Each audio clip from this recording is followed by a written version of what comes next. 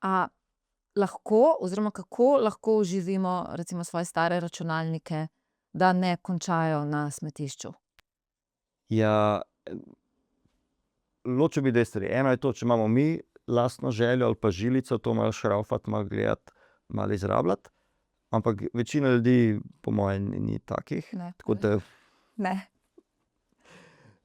imamo v Sloveniji več možnosti oddaje še delujočih elektronskih naprav. Izpostavil bi društvo Duh časa, ki ima program, ravno so ga preimenovali, tako da se jim opravičujem, Kako se je pa ampak včasih imenoval? imenoval se je Računalniki za socialno ogrožene. In oni sprejemajo donacije računalnikov od podjetij, od posameznikov, ki so še delujoči. Oni pobrišejo vse podatke gor, namestijo svojo programsko opremo, torej da tudi na starejših računalnikih, ko bi rekel, da jih znajo bolj izkoristiti, a ne, da so še vedno hitri in gladko uporabljivi. Namestijo gor vso potrebno strojno opremo in potem darujejo naprej šolam, ljudem v stiski, nevladnim organizacijam, kdor pač želi. Tako da je to zelo enostaven način, imajo spletno stran, več točk po Sloveniji, kjer lahko oddamo, in gre res za dober namen. Ker če se prej pogovarjala se, da velik del odtisa ali pa večina nastane pri sami proizvodnji te strojne opreme, je eden najbolj učinkovitih ukrepov, ki ga lahko sprejmemo, je, da podaljšamo življenjsko dobo. In to je eden od takih načinov. Ko sem se pripravljala za ta podcast, sem na spletu naletela na izraz pravica do popravila. Kaj je to? Ja, to je to, povezano delno skoraj s to načrtno zastarelostjo včasih, da nam proizvajalci onemogočajo, čeprav smo mi kupili izdelek, da bi ga sami popravili, a ne. Na primer se je dogajalo, da John Deere, proizvajalec traktorjev in mnogih drugih stvari, je na daljavo zaklepal traktorje, ker so jih kmeti na polju popravljali, ko je šlo nekaj narobe, ne. Oni bi mogli čakati par dni, da pride nekdo pooblaščenec tja in sam popravi, namesto da kmet, ki se bo znašel, reši situacijo na mestu in gre naprej. Tako da je cel kup enih slabih praks in iz tega se je razvila ta kampanja, iniciativa, kjer zahtevamo univerzalno pravico do popravila. In v Evropi imamo srečo, imamo tudi nekaj nove zakonodaje na to temo. V Sloveniji sicer še ni bilo transpozicije te direktive, ampak gre ravno za to, da bi imeli večji dostop do rezervnih delov, do navodil za popravila, do samih izdelkov, da so že narejeni tako, da so bolj popravljivi, da se da baterijo iz telefona odstraniti, da imajo dostopne vijake, ki niso vsakič drugačni, da se olajša to dolgoživost, ne. Tudi samo v sektorju serviserjev, ki bi se sicer s tem ukvarjali, če se mi sami doma nočemo. Predstavljam si, da gospodarski subjekti te pravice do popravila ne zagotavljajo zato, ker želijo večje dobičke. A je še kakšen drug razlog? Zagotovo je, bi rekel, da je to glavni moment, ker se res pozna, kaj trg še prenese, a ne.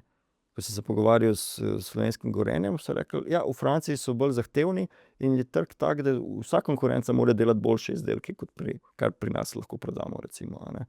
Tako da proizvajalec bo naredil, kar mu bo dopuščeno, a ne, in če razmišljajo čisto z nekega optimizacijskega vidika, bojo seveda rajši uporabili slabši material ali pa mogoče drugačno zapiranje, zaklep.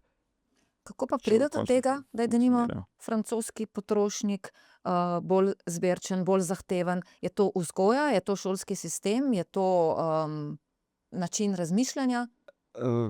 Ja, zagotovo je kakšna zgodovinska zadeva tudi šla vmes, delno je tudi zakonodaja, ker Francozi so dostikrat z vidika okoljske zakonodaje bolj napredni in se Evropa potem od njih uči in potem z zamikom pride k nam, na primer.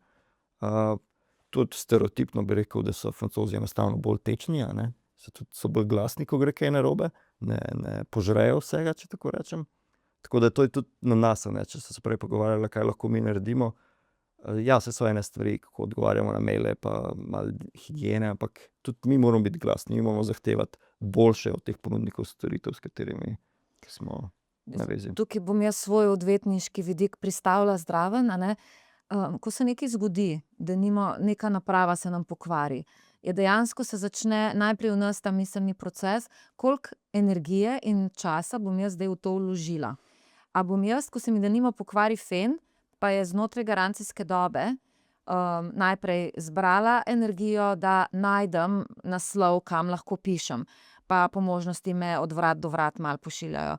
A bom opravila klic, pa se pozanimala, kaj lahko naredim. A bom napisala mail, a bom zahtevala, zdaj je morda lažje, a bom si zajem pomagala, pa recimo svoje potrošniške pravice uveljavila, a bom postavila zahtevek za menjavo in a bom vztrajala en mesec, ko mi bojo 3-krat zavrnili. Pač na koncu sicer pridem do novega fena, ampak time is money.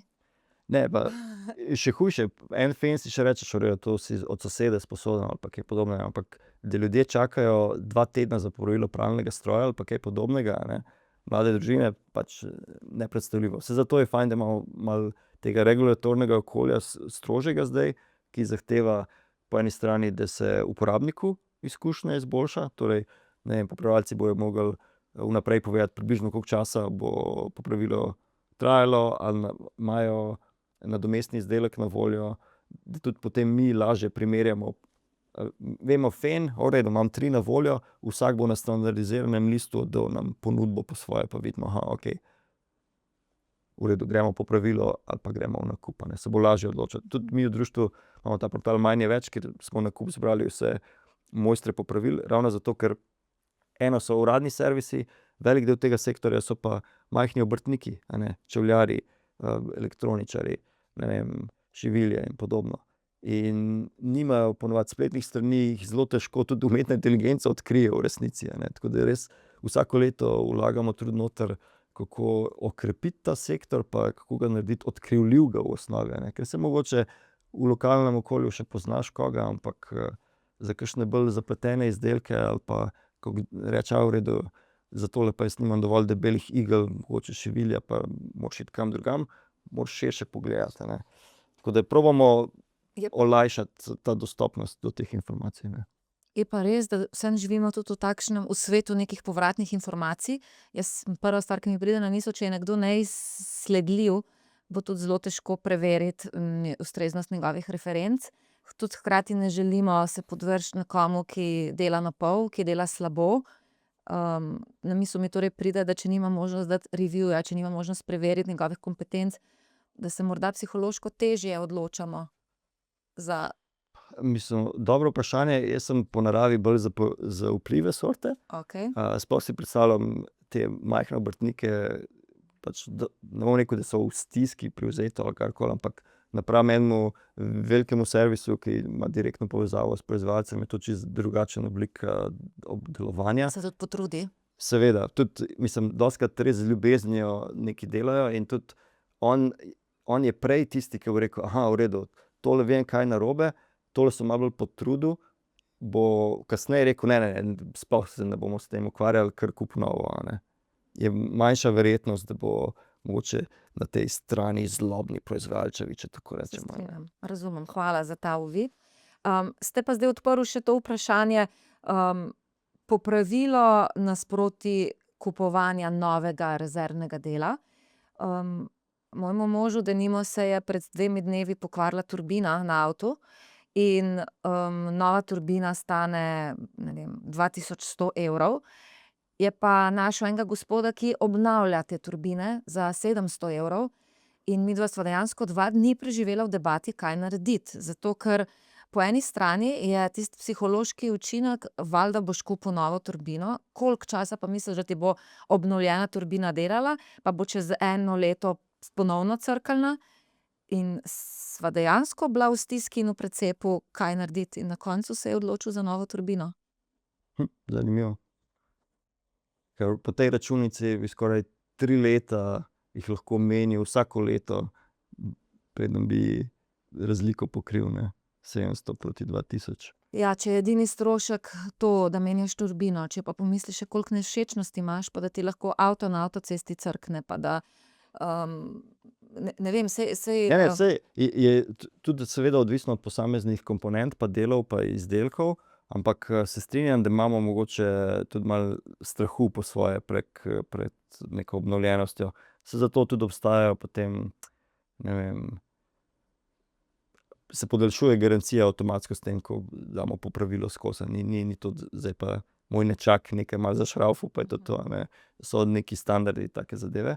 Ampak ja, v bistvu je res dober uvid, moramo malo delati na, ker je skoraj, ne bom rekel, da je tabu, ampak je predsodek po svoje. Zelo, zelo. In prav razmišljala sem, če bi živeli v nekem okolju, kjer bi nam predstavljali možnost popravila ali pa možnost obnove rezervnih delov kot ena od načinov, kot prvo, za začetek, da prišparaš denar, kot drugo, da narediš nekaj zelo dobrega za okolje, in tretjo, da to potrošniško družbo ali pa to obsesijo znižamo, bi bilo prav gotovo na mestu razmisliti, da malo začnemo način razmišljanja v zvezi s tem spreminjati. In to nam samo z nekim izobraževanjem v zvezi z nekimi, oziroma z nekimi kampanjami pravzaprav lahko uspe.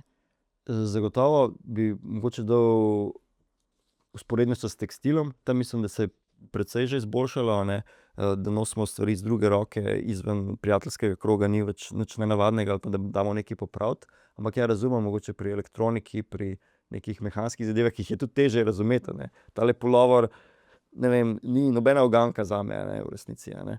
Ampak ena turbina, na primer, a ne, jaz ne morem preveriti sam, a je zdaj dobro popravljeno ali ne. Pač Res je. je tudi malo odmaknjeno po svoje, a ne. Ampak ja, bo treba delati na tem in ja, tudi take stvari probamo naslavljati v našem društvu, tako da hvala za idejo in za feedback. Za zaključek. Če bi zdaj lahko izpostavila eno stvar, ki jo lahko vsak od nas naredi za to, da bo zmanjšal naš elektronski odtis, ali pa na splošno odtis, dajmo reči, pa se ne bova niti omejevala, kaj bi to bilo?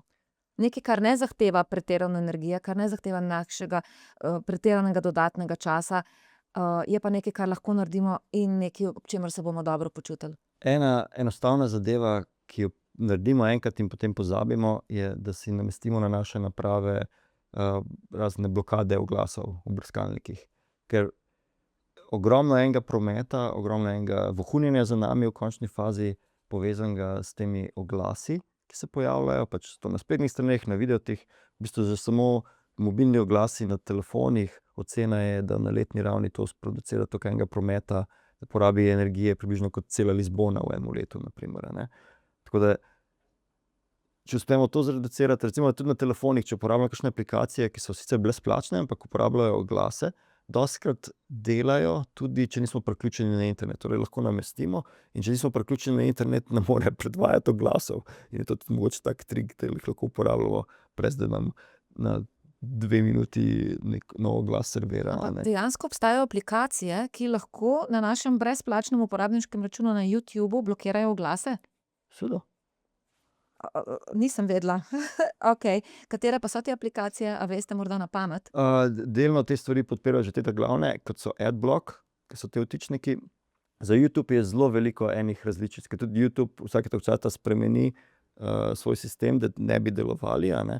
Tako da recimo jaz en brskalnik imam ravno za YouTube, ki ga že dolgo časa nisem posodobil, zato da en vtičnik še dela, ki namesto, da mi pokaže oglas, pokaže, ne vem, mogoče 3 sekunde črnine, brez glasbe, in smatraš, da je mogoče malo počasnejši internet ali karkoli, sploh ne opaziš, ne. Potem imaš vtičnike, kjer so uporabniki sami rečejo, v redu, v tem delu ni tehnično oglas, ampak v bistvu tale predstavnik ali pa ta, ki predstavlja, 2 minuti govori o nekem sponzorju, a ne, in ti lahko tisto preskoči, na primer, a ne. Če se za to odločimo, ker je to tudi način podpore delno, če gledamo te oglase. Tako da je veliko tehnik, včasih kakšna spletna stran zaradi tega ne dela, pa se moramo malo potruditi, ampak večinoma nam pohitri delovanje interneta, v smislu, da se hitreje strani nalagajo. Ne vem, če poslušamo glasbo prek YouTuba, ni vmes kar nekih glasnih oglasov o ne vem čem, a ne. V glavnem, ne samo z okoljskega vidika, res uporabniško izkušnjo ogromno izboljša. Tako da to je taka enostavna zadeva.